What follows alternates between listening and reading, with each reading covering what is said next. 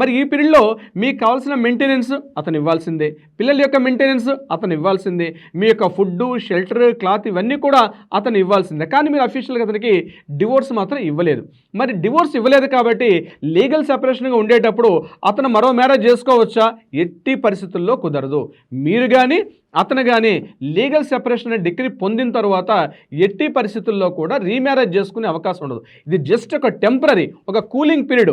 ఒకరినొకరు కాస్త అర్థం చేసుకోవడానికి, దూరంగా ఉండడానికి మాత్రమే ఈ లీగల్ సెపరేషన్ అనేది యూజ్ అవుతుంది తప్పించి ఇది కంప్లీట్గా డివోర్స్ అన్నది అయితే కాదు. అంటే అన్నిటికీ చాలామంది ఏం చేస్తామంటే భార్యాభర్తల మధ్య గొడవలు వచ్చాయి కాబట్టి డైరెక్ట్గా మనం కోర్టుకు వెళ్ళిపోయి డివోర్స్ అప్లై చేయడం. డివోర్స్ అంటే it's a permanent separation. Divorce అనేది ఇట్స్ ఎ పర్మనెంట్ సెపరేషన్.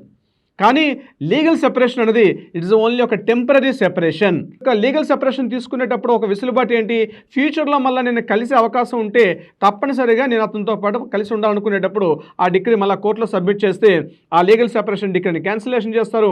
యాస్టిస్గా భార్యాభర్తలు కలిసి ఉండే అవకాశం ఉంటుంది. సో డివోర్స్కి లీగల్ సెపరేషన్కి అనేక రకాలుగా తేడా ఉంటుంది.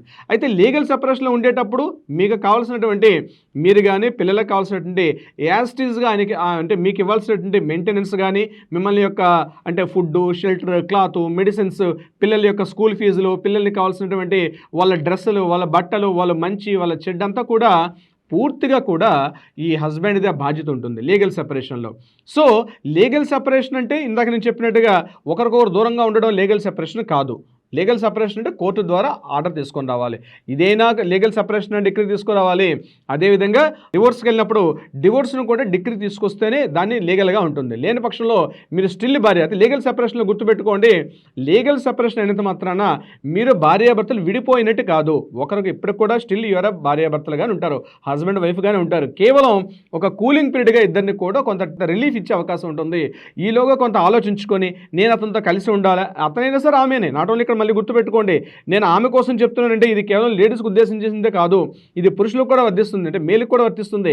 లీగల్ సెపరేషన్ ఆమెతోనే కలిసి ఉండాలని ఆలోచన లేనప్పుడు లీగల్ సెపరేషన్ మీరు కోర్టులో డిగ్రీ ఫైల్ చేసుకొని లీగల్ సెపరేట్ అయ్యి మీరు కొద్ది రోజుల పాటు దూరంగా ఉండొచ్చు. అంటే కోర్టు చట్ట ప్రకారంగా మీరు స్టిల్ భార్యాభర్తలే, కానీ కలిసి ఉండరు, అంతే తేడా.